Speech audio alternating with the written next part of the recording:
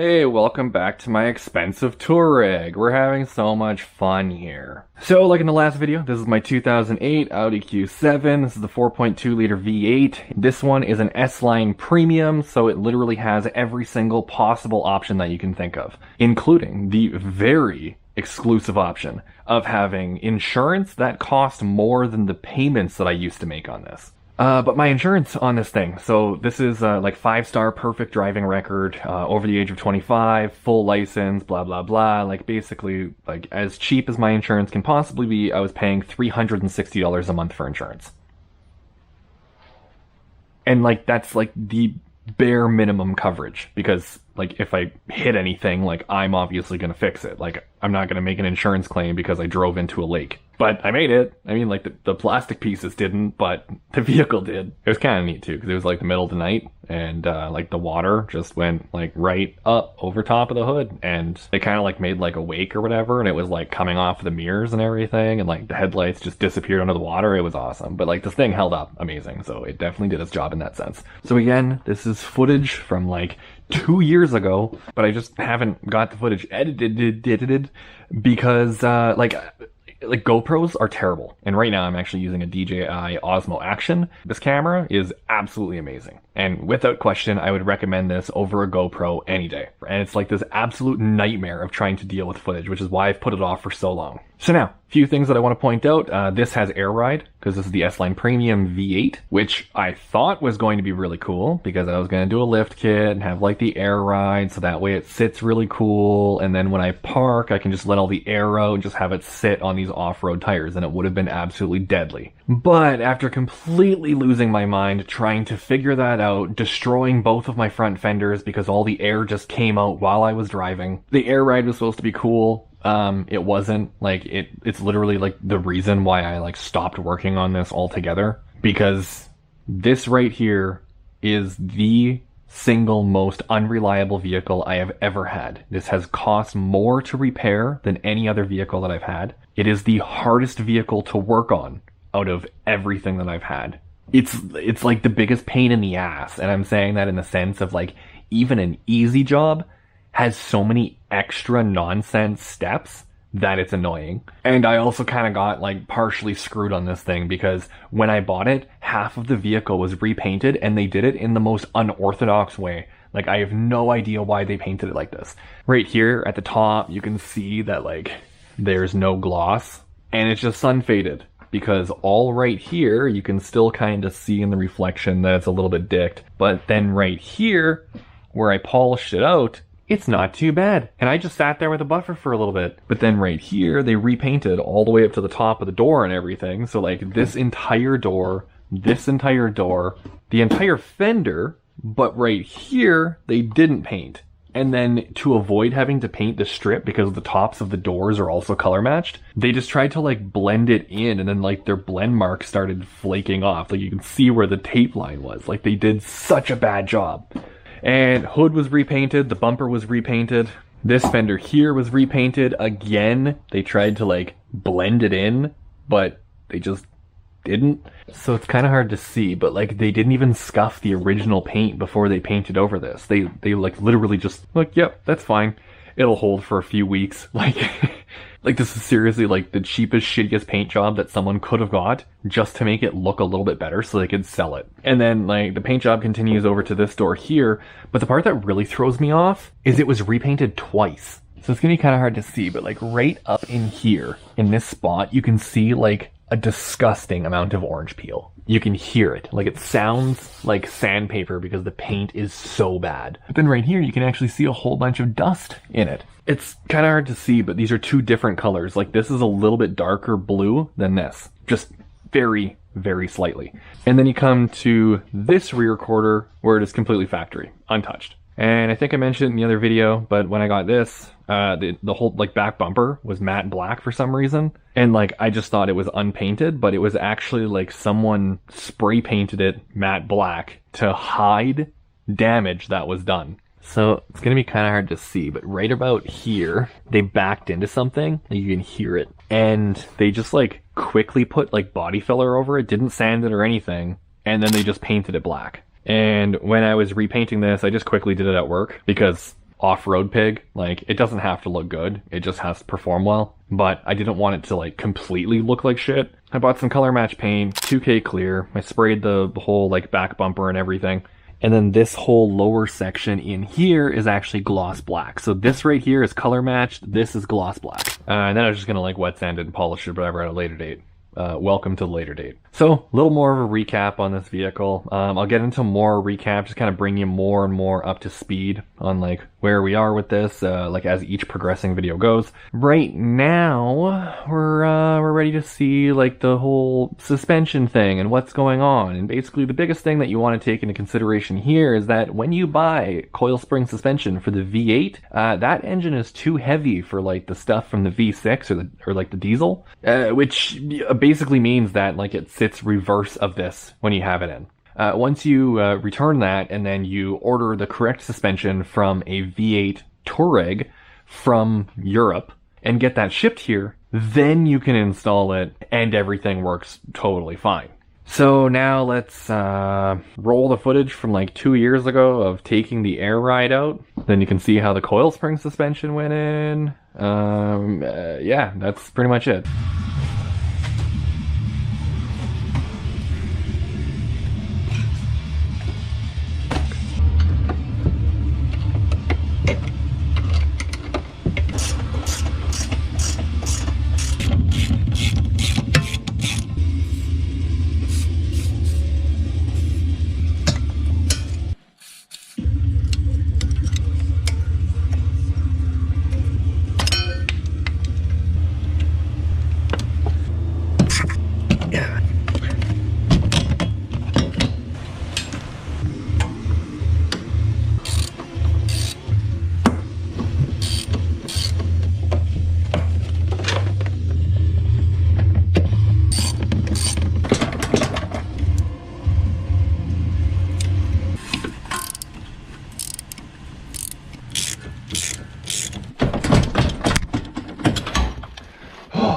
Fuck.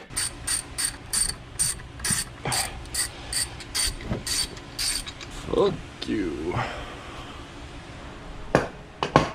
Let's fucking shoehorn this guy out.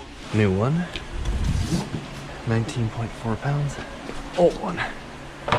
24. So that means that I'm freeing up 5.6 pounds each. So that's 11.2 pounds saved just on the front. Alright. Goes on here like this. This is completely wrong. The air struts and the coil springs have different mounting holes. These are not drilled out. Fucking mint. I'm gonna fuck you all myself. Step one. Beer. The spacing on the top of the strut there. This actually has the imprints for it right here. So I just have to drill those out, and then I'm going to through bolt it instead of using studs because I don't have studs. So I got these bolts, and then these will go through these holes once I've widened them to the appropriate size, so they go right through with a washer. Go through here. That's about a finger width there, and put this through to about there, so it'll have just enough to grab on. Yeah, that's pretty much that. That is my contraption, and hopefully this works because these were the longest bolts that I could find. They're grade 8 bolts instead of grade 10, so that's kind of concerning. But once the lift kit shows up, it actually has the stud kit and everything to take the studs out and change them, so I can put the stud kit in at that point.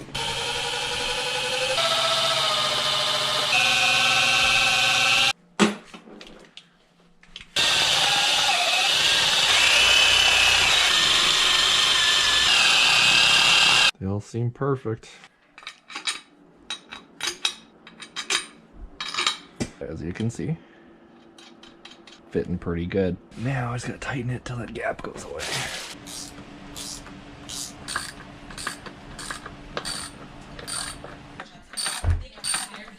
Just gotta shove it back in.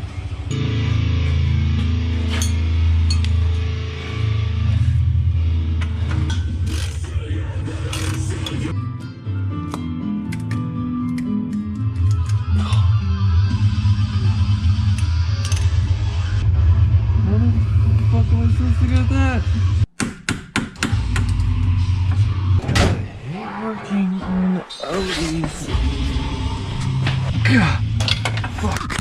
We're going by feel now. I can't see shit. Fucking sick. I got one. Why the fuck did I buy this thing? How am I gonna get the next ones? You know it's hard to get when you can't get this fucking flashlight in there even. I think the better question is how the fuck am I getting this back together? And here's a bolt in the way.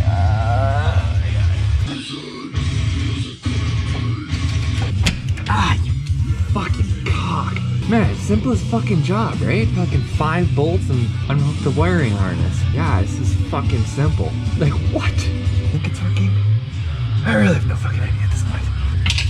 Holy fuck! Seriously? Come on. Are you fucking kidding me right now? Wait a minute. Wait a minute. Holy shit, it worked. Oh, how the hell am I gonna shoehorn this out of here? Up here. We got it.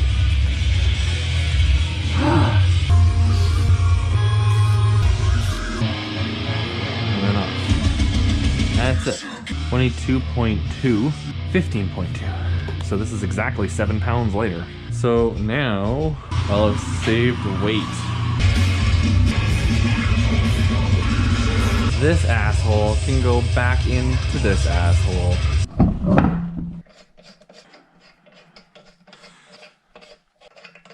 Yep, that is coil spring suspension.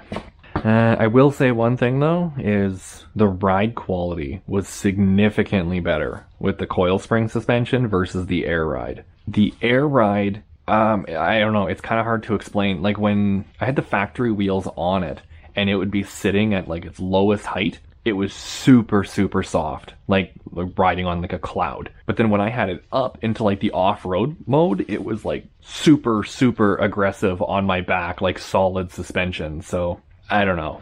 Going to coil springs though, it's consistent all the way. It just lives at that one height. But it made a huge difference in ride comfort. Again, if you have a Q7 with air ride, highly recommended getting the suspension from a European V8 Touareg. Here in the frozen north, we basically don't get anything. Like, to be completely certain, I'm not entirely sure we actually get this model in Canada, because I've only seen 2 other ones and they were both imports, not native to this country.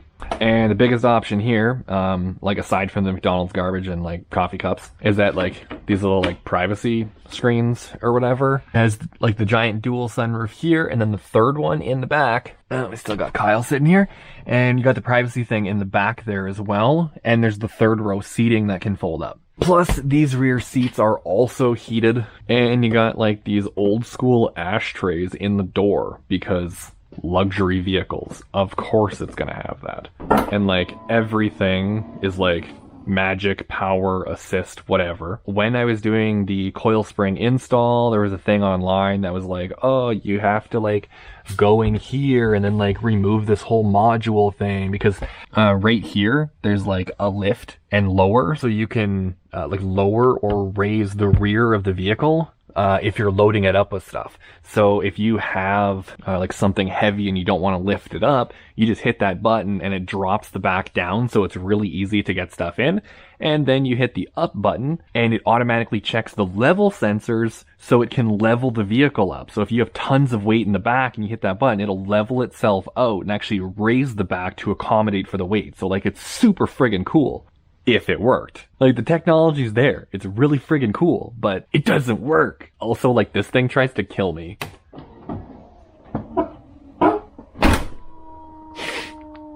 Like, that closes so aggressively. And since I've got it, the pinch protection doesn't work. So, like, if you get stuck in that, like, it will try to crush you. Another really weird thing about this is there's no handle for the glove box. You actually have to hit this button.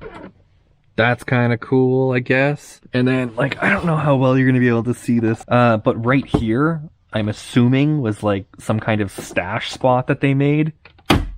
Because you break that thing down, and you can see, like, a wood screw that's shoved in there and then bent over in a 90-degree angle to go in here, and then there's, like, this giant compartment. And you can see where the fabric is, like, folded back up and glued down, like it's not factory. So I'm assuming that was like one of their like drug stash spots or something, or they modified that. But I mean, clearly it didn't work because now this is my vehicle. Because they got their asses busted. It's got the stupid screen thing with the cameras. It has like an absurd amount of buttons everywhere. So all of this stuff right here is for the stereo. Then like all of this is like your heater controls, and then here is like the CD changer, because it has a 6-disc CD changer built into it, because of course it does. It has push button start and everything, but you can also use the key if you want. And then you got all your buttons up here, whatever, for like the gauge cluster, as well as like all the steering wheel controls and crap. Then we got like a little compartment here. We have a cup holder here, because that's super convenient for the passenger to have their arm like in between a cup, and then to get their own cup, it's right here, and it's even like super awkwardly placed, so like you can't,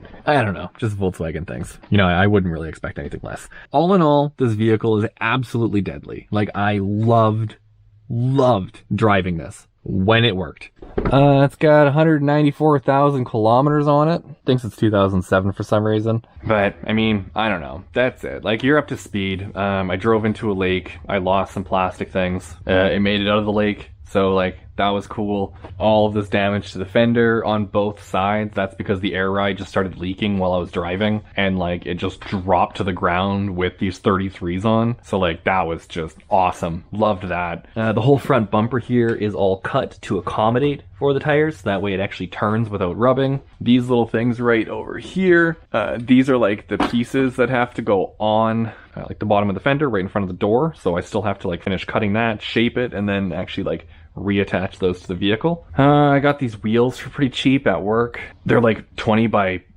10 or something like that. I can't remember. It was like 2 years ago. So now that you're caught up to speed, this is my 2008 Audi Q7 S-Line Premium. It's an FBI seizure, drug bust sort of dealio. It's been converted from air ride to V8 Touareg coil spring suspension. It has a lift kit. I only have half of it in right now, so that's like the front half right there. The back half I still have to do, obviously. So in the next video, we'll get into like the lift kit, putting that in. So I can at least show you the front half, and just like the lift kit videos for the truck, I did the front and the rear separately just because they were such like extensive things. And well, that's exactly the sense that I'm going to be doing this. And then finally, we can actually get into like today's life and start on the rear, as well as fixing the leak in the exhaust, finishing that whole like custom exhaust that I intended on building and then just didn't. So now I just have like mufflers and like literally 2 boxes of like exhaust tubing all sitting back there. I'm gonna have to figure out that oil leak, fix that, probably like buy some replacement pieces for the front bumper. I don't know, maybe I'll get creative and like sand it down and paint it or something.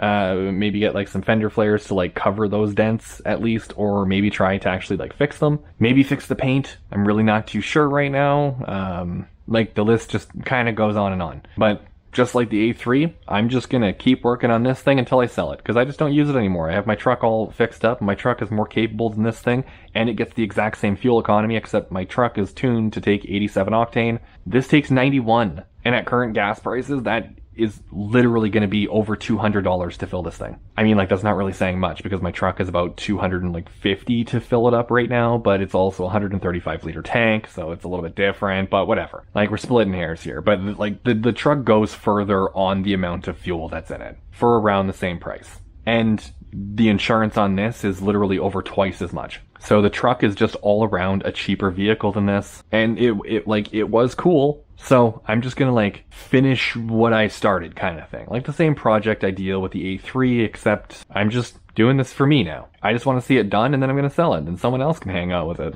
Go drive over trees and stuff, go drive through lakes or whatever, go mudding, I don't know, drive to the mall. Like, it's literally capable of doing pretty much whatever you want to, like, you know, some extreme, obviously. So that's it. I don't know. Hopefully you found something useful here. Like the video if you liked it, subscribe if you haven't already, or don't do any of it. I'm not telling you what to do.